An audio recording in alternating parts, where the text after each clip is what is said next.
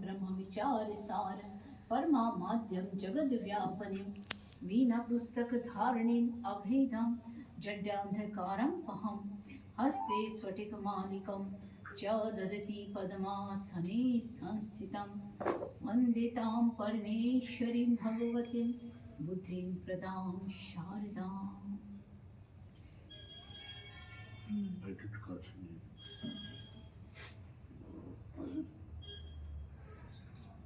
भक्ति का आधार है विश्वास।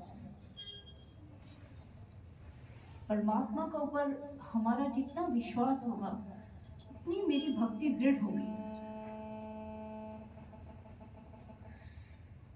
हम लोग का अंदर, सबका अंदर देखते विश्वास और अविश्वास दोनों चीज विराजमान रहती है मन के अंदर। और जब जब मेरा मन का माफिक नहीं होगा मेरा विश्वास कमजोर हो जाता है, तो इसका अर्थ मेरी भक्ति भी कमजोर हो जाती है।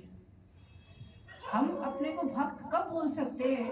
जो हर परिस्थिति में मेरी भक्ति एक समान रहे, इक्वालिटी या स्टेबिलिटी, जिसको हम बोलेंगे स्थिरता रहे। मेरी भक्ति में स्थिरता रहनी चाहिए। आप बताइए सूरज का प्रकाश कैसे आता है? स्थिर है तभी वो प्रकाशमान है।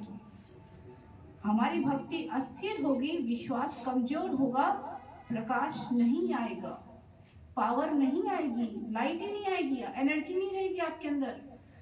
Energy is in the form of happiness, peace. खुश नहीं रहेंगे हम। तो हम लोग को अगर अपनी लाइफ को खुशी से बिताना है, स्ट्रेंथ के साथ बिताना है, तो स्थिर होने के लिए भक्ति भी मेरी स्थिर होनी चाहिए, विश्वास भी स्थिर होना चाहिए। तो ऐसा हमने जब भागवत पुराण पढ़ा था तो उसमें 3 भक्त भगवान के हुए। वो 3 भक्त, भगवान विठल का मंदिर है महाराष्ट्र में। विठल भगवान को कृष्ण जी का ही रूप माना जाता है और बहुत वहाँ मान्यता है, बहुत विश्वास करते हैं विठल भगवान को। अब वो 3 भक्त हुए। एक हुए संत तुकाराम जी, एक हुए संत एकनाथ जी, ये गृहस्थी थे सब, और एक हुए संत नामदेव जी। तीनों ने भगवान विठल के ही लोग उपासक थे। संत एकनाथ जी की पत्नी सहधर्मणी थी, मतलब बहुत अच्छा व्यवहार था, अपना पति को धर्म मार्ग में हमेशा सहायता करती थी, कभी कोई व्यवधान उत्पन्न नहीं करती थी। तो संत एकनाथ जी अपना भगवान विठल को प्रार्थना कर रहे, प्रभु आपका कृपा से मुझे ऐसी पत्नी मिली जो मैं आपका ध्यान कर पाता हूँ, जो मैं आपकी भक्ति कर पाता हूँ। मेरा सहधर्मणी इतनी अच्छी है। और संत तुकाराम जी की पत्नी थी कपट स्वभाव की, बहुत झगड़ालू स्वभाव। तो संत तुकाराम जी भगवान विठल को क्या बोल रहे, प्रभु ये भी आपकी कृपा ही है जो मुझे ऐसा पत्नी मिली जिसके कारण मैं आपका निरंतर ध्यान कर पाता हूँ। अगर ये स्वभाव से इस तरह का इसका स्वभाव नहीं होता तो शायद मैं आपका ध्यान नहीं कर सकता था। अब मेरा कोई भी लगाव किसी तरफ नहीं है, मेरा ध्यान सिर्फ आपकी तरफ रहता है। और जो तीसरे हुए संत नामदेव जी, उनका पत्नी देहांत हो गया। अब वो भगवान को बोले ये भी आपकी कृपा ही है प्रभु, जो अब मैं इस बंधन से मुक्त होके निरंतर आपके ध्यान में लीन रहूंगा। तो ये घटना से हमने जब उसको पढ़ा तो समझ आया तीनों की परिस्थितियां जीवन की अलग अलग थी। एक अनुकूल था, एक प्रतिकूल था, और एक हमेशा के लिए चला गया। मतलब हमारी लाइफ की जो कंडीशंस हैं, मेरी अच्छी रहे बुरी रहे समान रहे जो भी रहे, भाई ध्यान परमात्मा का ही करना है। जो अपने को ऐसा जोड़ पाएगा, each every condition, that is called stability, यही स्थिरता है भक्ति की। यही मेरे विश्वास की परीक्षा है, जो हर परिस्थिति में भगवान को धन्यवाद करे, कंप्लेंट्स नहीं। भक्त वो है जो प्रभु का शुक्रिया अदा करे, जो उसको आगे सिर झुकाए तो श्रद्धा भक्ति से झुकाए, ना कि मेरा ये कंप्लेंट है, मेरा ये नहीं हो रहा, वो नहीं हो रहा। I am unsatisfied actually with my life only. It means मैं अभी उस लेवल में ही नहीं आया, मुझे पता ही नहीं चल रहा भक्ति क्या आनंददायक है, क्या सुखदायक है, क्या परमानंद मिलता है। तो यही है, इस घटना से हमने यही सीखा और समझा कि अपने को स्थिर करो भाई, कोई भी परिस्थिति आए अपने को मजबूत करो।